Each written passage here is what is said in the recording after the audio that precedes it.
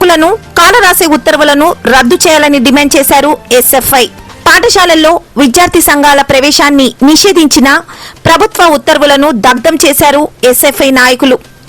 ప్రభుత్వం వెంటనే ఈ నిర్ణయాన్ని వెనక్కు తీసుకోకపోతే రాష్ట్ర వ్యాప్తంగా విద్యార్థి ఉద్యమాలు తప్పవని హెచ్చరిక జారీ చేశారు. సోమప్ప సర్కిల్ వద్ద నిరసన వ్యక్తం చేశారు ఎస్ఎఫ్ఐ నాయకులు. విద్యార్థుల హక్కులను హరించేలా పాఠశాలల్లో విద్యార్థి సంఘాలు మరియు ఇతర రాజకీయ పార్టీలు ప్రవేశించకుండా నిషేధిస్తూ ప్రభుత్వం శుక్రవారం ఉత్తర్వులు జారీ చేసింది. ఈ ఉత్తర్వులను వెనుతీసుకోవాలంటూ భారత విద్యార్థి ఫెడరేషన్ ఉపాధ్యక్షులు విజయ్ కుమార్ డిమాండ్ చేశారు.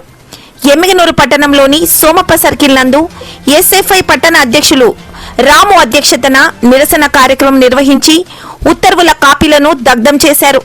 ఈ సందర్భంగా ఎస్ఎఫ్ఐ జిల్లా ఉపాధ్యక్షులు విజయ్ కుమార్, పట్టణ అధ్యక్షులు రాము మాట్లాడుతూ విద్యార్థి సంఘాలు రాజకీయం కోసం కాదని విద్యార్థుల సమస్యల పరిష్కారానికి, విద్యార్థుల హక్కుల కోసం విద్యారంగంలో ఉన్న అన్యాయాలపై పోరాటాలు నిర్వహిస్తున్నామని తెలిపారు.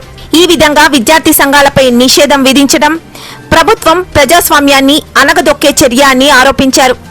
ప్రధానంగా రాష్ట్ర వ్యాప్తంగా ఉన్న ప్రైవేట్, కార్పొరేట్ పాఠశాలలన్నీ కూటమి ప్రభుత్వ నాయకులవేనని, శ్రీ చైతన్య, నారాయణ, భాష్యం ఈ పాఠశాలల ఫీజుల దోపిడీని, పుస్తకాల అధిక ధరలకు అమ్ముకోవడాన్ని, విద్యను వ్యాపారం చేసుకోవడాన్ని, వారి మేలు కోసమే ఉత్తర్వులు జారీ చేయడం జరిగిందని అన్నారు. విద్యార్థులకు నాయకత్వ లక్షణాలు, ప్రజా జీవితంపై అవగాహన, హక్కులు మరియు బాధ్యతలను విద్యార్థి సంఘాలు తెలియజేస్తాయని గుర్తు చేశారు. ఈ ఉత్తర్వులు విద్యార్థి హక్కులపై దాడిగా భావిస్తూ తక్షణమే వెను తీసుకోవాలని, లేకపోతే రాష్ట్ర వ్యాప్తంగా తీవ్రమైన విద్యార్థి ఉద్యమాలు చేపడతామని హెచ్చరించారు.